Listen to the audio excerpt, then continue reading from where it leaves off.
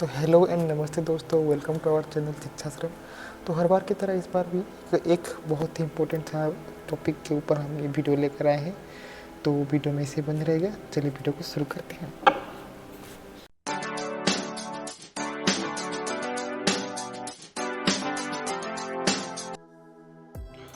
तो थंबनेल देखकर ही आपको पता चली हो क्या होगा कि इस वीडियो किस टॉपिक के ऊपर है। जैसे कि बहुत सारे बच्चों को ये डाउट होता है कि जो है सीट्स मात्र जो है नाइजर और आइजर में नाइजर और सीबीएस में मिला के जो है नाइजर में टोटल 200 सीट्स हैं और सीबीएस में हमारा मतलब 57 के अराउंड सीट्स हैं। लेकिन जो सिलेक्शन होता है स्टूडेंट्स के एस्पिरेंट्स के वो 600 प्लस जो रैंक वाले होते हैं, 1000 प्लस रैंक वाले जो होते हैं उनका भी जो है सिलेक्शन हो जाता है। तो बहुत लोग को डाउट होता है कि ऐसा क्यों होता है और ऐसा कैसे होता है। तो वही डाउट जो है मैं क्लियर करने के लिए आप ये वीडियो लेकर आया हूँ। तो अंत तक देखिएगा वीडियो को और हो सके तो अच्छा लगे तो वीडियो को लाइक भी कर दीजिएगा। तो बिना टाइम गवाए वीडियो को आगे बढ़ाते हैं। तो देख सकते हैं कि ऐसे ही देख सकते हैं बहुत लोग कंफ्यूज होते हैं कि ऐसा कैसे होता है, ऐसा कैसे हो सकता है। तो मैं जो है डाउट क्लियर करने के लिए आपका आया हूँ। तो देख सकते हैं सबसे पहले तो ये डाउट सॉल्व करने से पहले मैं आपको दिखा देता हूँ कि सीट एलोकेशन जो है वो कैसा होता है ईच कैटेगरी के हिसाब से। तो तो मैं आपका बस नाइजर का बता रहा हूँ कि नाइजर कि सीबीएस का भी जो रीजन है वो सेम ही है। तो उसके हिसाब से मैं आपको बता देता हूँ। तो देख सकते हैं कि नाइजर में टोटल जो है आपको 200 सीट्स होते हैं। टोटल 200 सीट्स होते हैं और जो है जिसमें से कि 101 सीट्स जो होते हैं वो अनरिजर्व के लिए होता है। बाकी ओबीसी एनसीएल के लिए 54 सीट्स, एससी के लिए 30 सीट्स, एसटी के लिए 15 सीट्स और जम्मू एंड कश्मीर माइग्रेंट्स के लिए 22 सीट्स। तो इसके हिसाब से जो है 200 सीट्स जो है होते हैं टोटल और इनके हिसाब से फिलअप किए जाते हैं। मतलब जो है 30 सीट्स 15 सीट्स जो है ये जो है एससी एसटी के लिए रिजर्व होते हैं और 54 सीट्स ओबीसी एनसीएल के लिए रिजर्व होते हैं। तो इससे हमें ये एक बात तो पता चलता है कि भले ही जो 102 एस्पिरेंट जो है जिसका भले ही रैंक अच्छा हो या फिर कुछ भी अच्छा हो, लेकिन अगर अनरिजर्व कैटेगरी के में अगर सीट फुल हो गया तो उसको जो है सीट नहीं मिलेगा। ठीक है, समझ गए ये बात अब क्लियर होगी। क्योंकि जो है बाकी के जो कुछ सीट हैं, इतने सीट्स हैं, ये जो है कितना हुआ 5 109 सीट्स जो हैं ये रिजर्व कैटेगरी के लिए जो है मतलब रिजर्व्ड है। तो जो अनरिजर्व कैटेगरी के जो जनरल कैटेगरी के स्टूडेंट है भले ही उनका रैंक कितना भी अच्छा क्यों ना हो, अगर सीट फुल अप हो गया तो उनको जो है अनरिजर्व क्योंकि वो तो किसी और कैटेगरी से एडमिशन नहीं ले सकते, वो जनरल है तो उनको जो है सीट नहीं मिलता है।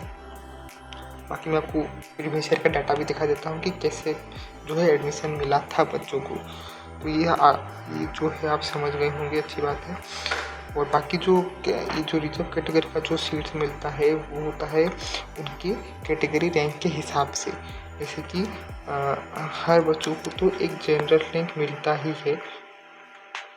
आप नेक्स्ट क्लियर में आपका क्वालिफाई करके उसके बाद आपको एक जनरल रैंक मिलेगा ही मिलेगा।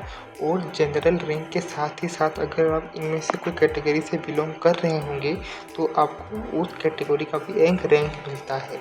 तो अगर आप जनरल रैंक से क्वालिफाई ना कर रहे हो, ये बात ध्यान से सुनेगा कि अगर आप जनरल रैंक आपका बहुत ज़्यादा है तो जो है और लेकिन आप एक कैटेगरी वाले हो, मान लीजिए आपका जनरल रैंक जो है कि मैं दिखाता हूँ।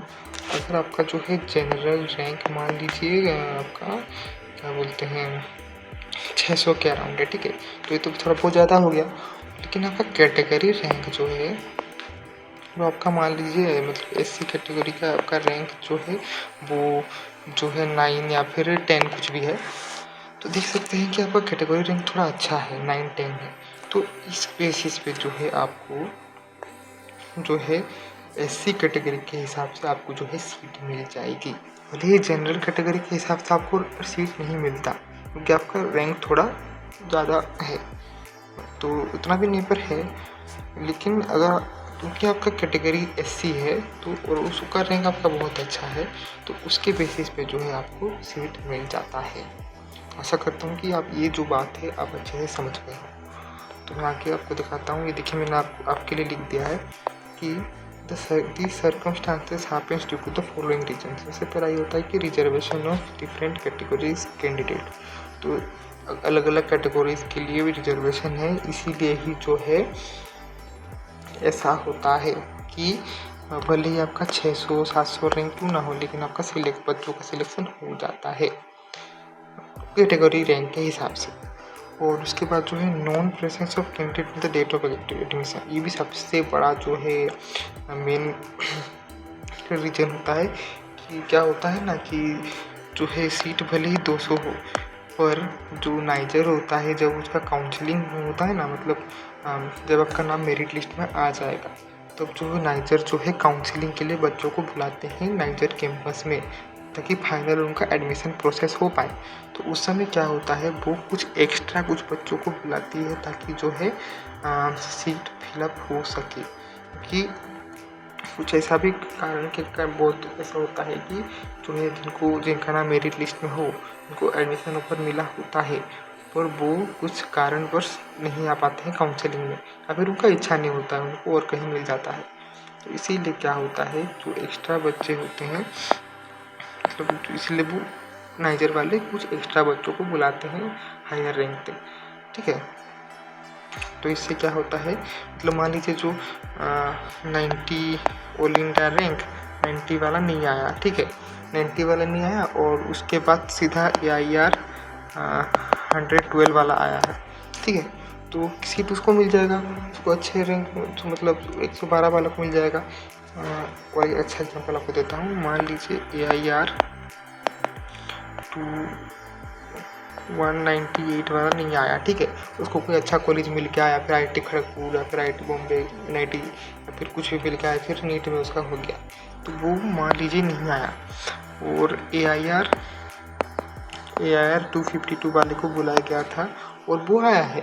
तो इससे क्या होगा कि जो है भले ही इसको ना मिला हो तो क्या है नहीं है सीट उसका खाली हो गया तो उसकी जगह इसको सीट मिलता है।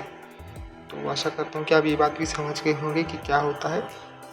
तो इसीलिए जो है नाइजर जो है सीट फिलअप खाली ना पड़े, इसीलिए एक्स्ट्रा जो है बच्चों को भी बुलाती है ताकि सीट फिलअप कर पाए। और सीट फिलअप होने के बाद भी जो एक्स्ट्रा बच जाए उनको वो जो है वेटिंग लिस्ट में रखती है ताकि अगर जो जिनका सिलेक्शन हो गया उनमें से कोई अगर छोड़ देता है सीट बाद में तो जो है वो वेट लिस्ट कैंडिडेट्स में से जो है वापस उनको एडमिशन दे पाए। तो ऐसा होता है प्रोसेस। तो जो है आशा करता हूँ कि आप जो है सेकंड वाला प्रोसेस समझ गए होंगे। तो थर्ड रीजन होता है, देख सकते हैं, after admission candidate left there seat second round happens. तो हाँ ये भी होता है कि जो मान लीजिए ये 252 रैंक वाले को जो है सीट मिल गया था तो उसको बाद में जो है दूसरा कोई अच्छा कॉलेज मिल जाए तो इसने सीट छोड़ दिया, विड्रॉल कर दिया एडमिशन। तो उस केस में क्या होता है जो फर्स्ट काउंसिलिंग में जिनको वेट लिस्ट कैंडिडेट में रखा गया होता है ना, वेट लिस्टेड में, तो उनमें से जो है फिर उनको ऑफर किया जाता है, फिर वो जो है एडमिशन के लिए आते हैं और जो है उनका एडमिशन हो जाता है। तो इसीलिए जो है जो सीट फिलअप होती है वो लास्ट रैंक तक जाती है ऐसे। तो आशा करता हूँ कि आप हल्का हल्का समझे होंगे कि क्यों जो है सीट 200 होती है पर जो है जो उनका रैंक 600-700 होता है उनको क्यों सीट मिल पाता है। तो आशा करता हूँ कि ये बात सुन के आपको जो है थोड़ा अच्छा लगा हो और जो है आपका मन जो है मतलब जो है आपका जो मन में जो डाउट था वो क्लियर हो गया होगा। और उसी कारण जो है स्पॉट राउंड होता है क्योंकि बच्चे कुछ होते हैं जिनको सीट मिला होता है वो जो है सीट छोड़ देते हैं। तो जो वेट लिस्टेड कैंडिडेट होते हैं उनको जो है बाद में एडमिशन के लिए कॉल किया जाता है जिससे कि जो है सीट फिल हो पाए। नीचे आप देख सकते हैं, ये देखिए ये जो है इनका जनरल रैंक देखिए 1000 के आसपास है और इनका एससी का रैंक देखिए 36 37 है, 34 इसके आसपास है। तो और इनका एडमिशन हो गया है। देखिए ये अलग अलग कैटेगरी का जो है, ये 2024 का मैं आपको डाटा दिखा रहा हूँ। तो 45 फिल्ड हो चुका है, 9 वैकेंट है, इसमें 18 फिल्ड हो चुका है, 12 वैकेंट है, 15 वैकेंट है इसी कैटेगरी का। तो अगर जनरल रैंक में ना हो तो बहुत लोगों का कैटेगरी रैंक के हिसाब से भी जो है एडमिशन हो जाता है।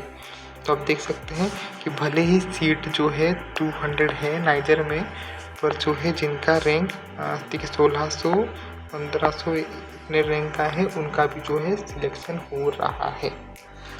तो आशा करता हूँ कि आपका जो है डाउट क्लियर हो गया हो। तो आज के लिए बस इतना ही, वीडियो को यहीं रोकता हूँ। अपने सभी दोस्तों को जो है जिसको भी ज़रूरत थी उनको ये वीडियो शेयर कर दीजिएगा और ऐसे ही वीडियो और पाने के लिए मेरे चैनल को सब्सक्राइब कर दीजिएगा। तब तक के लिए वीडियो को यहीं रोकता हूँ। धन्यवाद और जय जगन्नाथ।